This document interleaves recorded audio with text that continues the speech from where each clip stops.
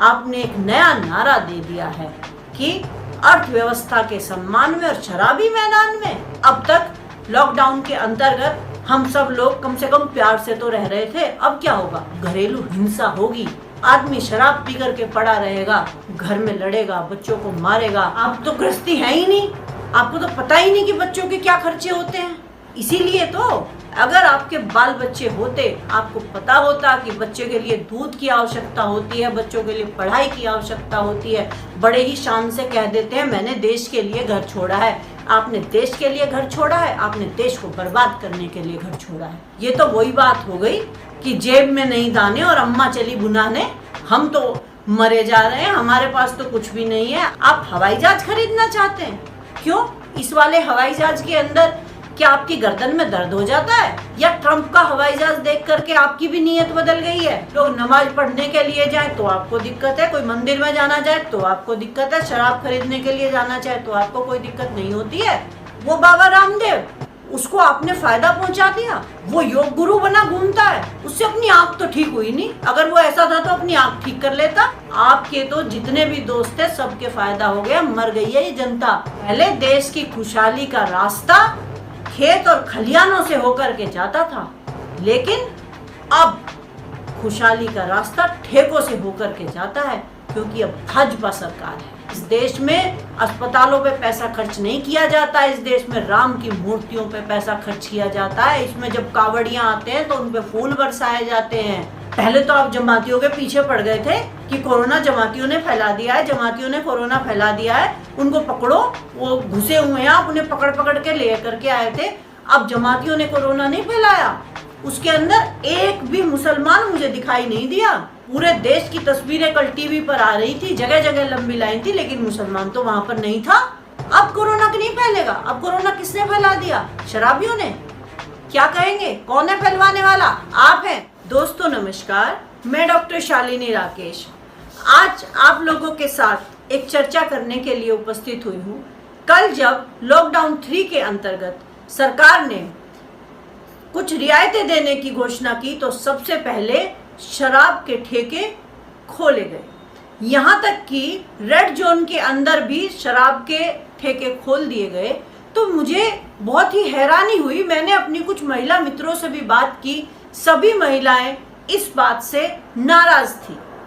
सरकार ने हम सब लोगों को पिछले 40 दिनों से घर के अंदर बंद कर रखा है। हमारी रोजी रोटी का कोई जरिया नहीं है, सारे छोटे दुकानदारों की दुकानें बंद हैं। क्या सरकार को सिर्फ अपनी दुकानदारी की चिंता है?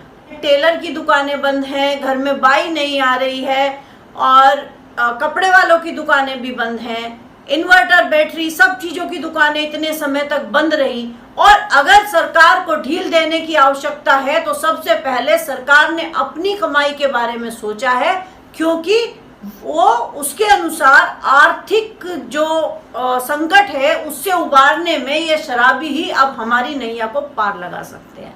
हम आपसे पूछते हैं कि आप जब भी कोई फैसला लेते हैं तो आपकी मीटिंग में निर्मला सीतारमण, जो इस देश की अर्थव्यवस्था को संभालने के लिए वित्त मंत्री नियुक्त की गई हैं, वो तो जरूर होती होंगी, वो भी एक महिला है। उन्होंने ऐसा फैसला कैसे ले लिया कि हमें अब शराब की दुकानें खोल देनी चाहिए और आम पब्लिक का रोजगार बाद में शुरू किया जाए, सबसे पहले सरकार अपना रोजगार शुरू कर ले?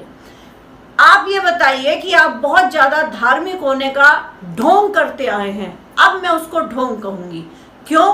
क्योंकि नवरात्रे हैं तो अब हम व्रत रख रहे हैं, अब हम कन्या पूजन कर रहे हैं। अगर अभी हम भूले नहीं है कि जब आप पिछली बार प्रधानमंत्री बने थे तो जब आप अमेरिका गए तो आप अपने रसोइया को साथ लेकर के गए थे।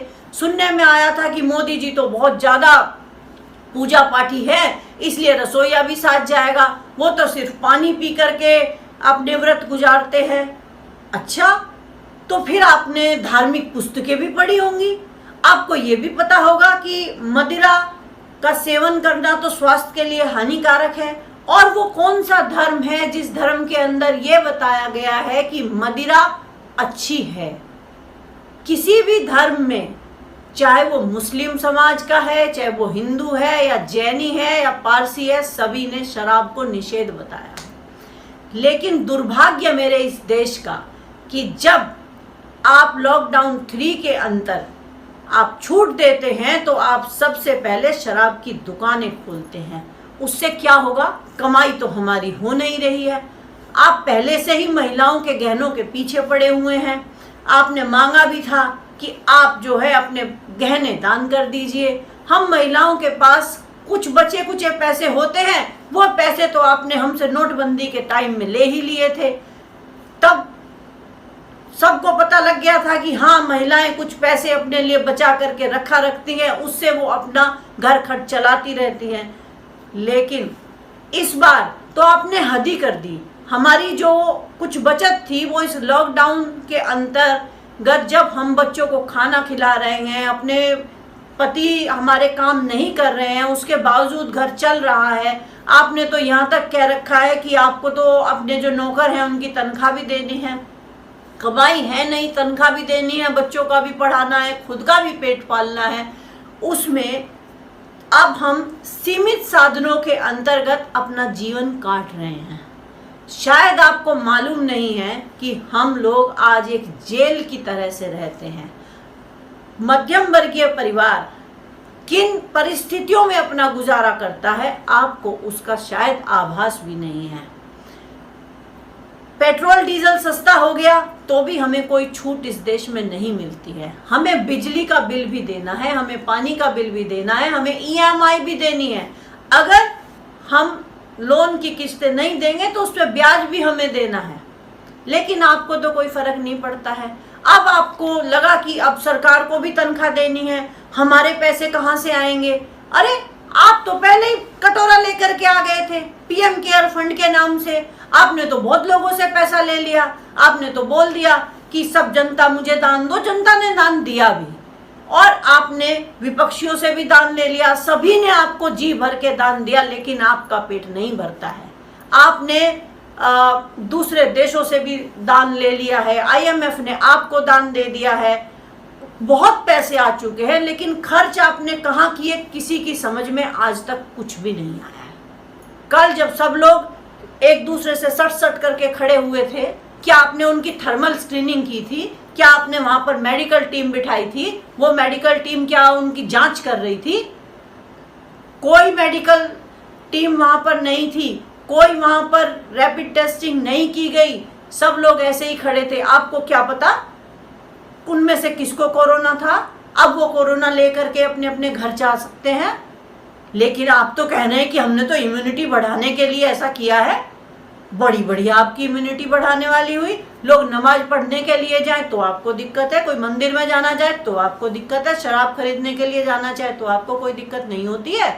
और अरविंद केजरीवाल, वो तो बड़े ही मासूम से चेहरे बना बना करके बार बार आ जाते हैं, बार बार बोलते हैं अरे ऐसा हो गया है, हम मैं आपके साथ हूँ, आप सहयोग रखिए, हम दिल्ली को ऐसा कर लेंगे वैसा कर लेंगे। खाक दिल्ली को ऐसा कर लोगे तुम? दिल्ली तो रेड जोन के अंदर कर रहे हैं, फिर भी आपने सारी की सारी शराब की दुकानें खोली हैं। और आज तो हद ही हो गई, आपने तो कह दिया कि हम तो कोरोना टैक्स लगाएंगे। ये कौन सा टैक्स है कोरोना टैक्स? पहले तो आप जमातियों के पीछे पड़ गए थे कि कोरोना जमातियों ने फैला दिया है, जमातियों ने कोरोना फैला दिया है, उनको पकड़ो, वो घुसे हुए हैं, आप उन्हें पकड़ पकड़ के ले करके आए थे। अब जमातियों ने कोरोना नहीं फैलाया, उसके अंदर एक भी मुसलमान मुझे दिखाई नहीं दिया। पूरे देश की तस्वीरें कल टीवी पर आ रही थी, जगह जगह लंबी लाइन थी, लेकिन मुसलमान तो वहां पर नहीं था। अब कोरोना नहीं फैलेगा। अब कोरोना किसने फैला दिया? शराबियों ने। क्या कहेंगे, कौन है फैलवाने वाला? आप हैं। अब तक लॉकडाउन के अंतर्गत हम सब लोग कम से कम प्यार से तो रह रहे थे। अब क्या होगा? घरेलू हिंसा होगी। घरेलू हिंसा अब होने वाली है। आदमी शराब पी करके पड़ा रहेगा, घर में लड़ेगा, बच्चों को मारेगा और पैसे लेगा, घर से चोरी करेगा, और साथ साथ सुनारों की दुकानें और खुलवा देते, ज्वेलर्स की दुकानें और खुलवा देते। आदमी के पास पैसे तो है नहीं, महिलाओं के गहने उतरवाने के लिए आपने ये किया है। अब वो गहने उतार करके देंगी वरना पिटेंगी, तो आप क्या करेंगे? आपको तो कोई फर्क पड़ता ही नहीं, आप तो गृहस्थी है ही नहीं। आपको तो पता ही नहीं कि बच्चों के क्या खर्चे होते हैं।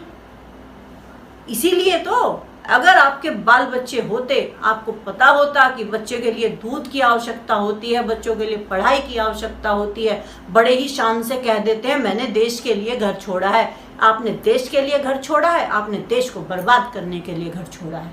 आप कर्ज माफ करते हैं तो अपने दोस्तों के, आप कर्ज माफ उनके करते हैं जो नागरिकता छोड़ करके दूसरे देशों में जा करके बस गए हैं, और जो यहाँ पर रहने वाले हैं उनसे आप कागज मांगते हैं कि आपकी नागरिकता कैंसिल की जाएगी, या आपको दिखाना होगा कि आप भारत के नागरिक हैं कि नहीं हैं। लेकिन हमारे कर्ज माफ नहीं होंगे। आपको आम जनता से कोई फर्क नहीं पड़ता है, इसीलिए आप नई संसद बनाना चाहते हैं। ये तो वही बात हो गई कि जेब में नहीं दाने और अम्मा चली भुनाने, हम तो मरे जा रहे हैं, हमारे पास तो कुछ भी नहीं है। आप अपनी नई संसद बनाना चाहते हैं, आप हवाई जहाज खरीदना चाहते हैं। क्यों?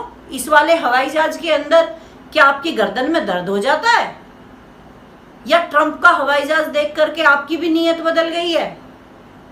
आपको भी आराम की आवश्यकता है। और वो बाबा रामदेव, उसको आपने फायदा पहुंचा दिया, वो योग गुरु बना घूमता है, उससे अपनी आंख तो ठीक हुई नहीं। अगर वो ऐसा था तो अपनी आंख ठीक कर लेता। उसकी तो आप, वो बाबा रामदेव से लाला रामदेव बन गया। आपके तो जितने भी दोस्त थे सबके फायदा हो गया, मर गई है ये जनता।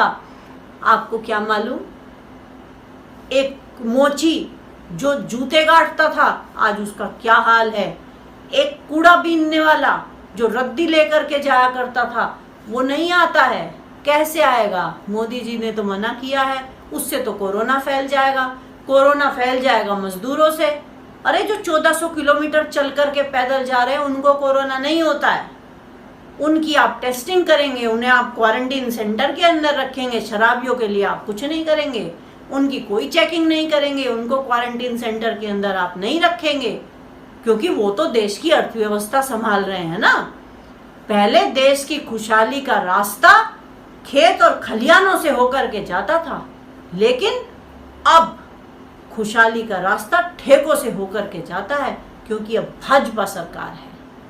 यह तो आपने एक नया नारा दे दिया है कि अर्थव्यवस्था के सम्मान में और शराबी मैदान में। क्या ऐसा ही होता है न्यू इंडिया? शर्म आती है मुझे ऐसे न्यू इंडिया पे। नहीं चाहिए हमें ऐसा न्यू इंडिया। हम महिलाएं आपसे सख्त नाराज हैं और आपको ये शराब के ठेके बंद करवाने पड़ेंगे। इन्हें बंद करवाइए, और जो कल आपने पता कीजिए किस किस ने शराब खरीदी है, उन सब की थर्मल स्क्रीनिंग कराइए, उन सब की टेस्टिंग कराइए। हम लोगों ने जो तपस्या की है अपने घरों के अंदर बैठ करके, उस तपस्या को बेकार मत होने दीजिए।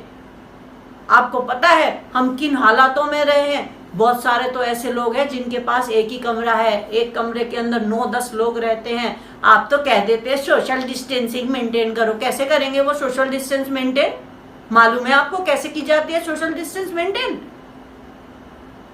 आ जाते हैं गमछा लगा करके। जिस समय आप आते हैं हर बार आपके नए कपड़े होते हैं, नया गमछा होता है। आपके तो बड़े शौक हो गए, आप तो कभी नारंगी गमछा पहनते हैं, कभी हरा गमछा पहनते हैं, कभी नीला गमछा पहनते हैं। और आम पब्लिक उसका क्या, भाड़ में जाए, आपको कोई फर्क नहीं पड़ता है। आप तो गंदी नाली के कीड़े समझते हैं आम जनता को।